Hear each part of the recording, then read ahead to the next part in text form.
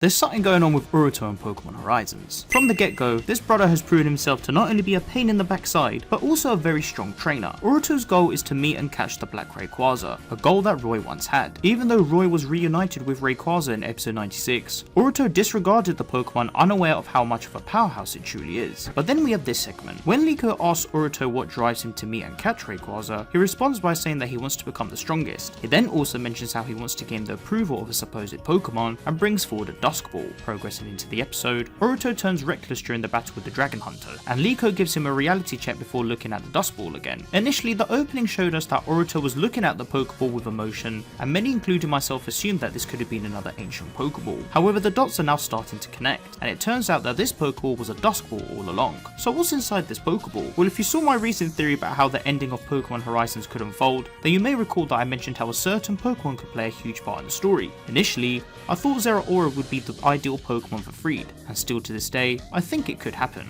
However, at the same time, I'm now starting to believe that maybe Uruto could be the trainer to own this Pokemon. Many viewers have speculated that they could be the ideal Pokemon for Uruto, and sticking to what I said in the previous video about how the Pokemon's ideologies and goals, it could be that maybe due to Uruto's reckless behaviour, Zeraora decided to stay in his Pokeball. We could get a very similar concept to what happened with Iris and her Excadrill. It could be that Uruto is trying to get closer to Rayquaza to prove that he can actually achieve a goal, allowing the Pokemon to then recognise this and finally overcome the upset between them. I'm still in two minds whether or not this could be a good plot point, and heck, it could be a completely different Pokemon inside of the Dusk Ball.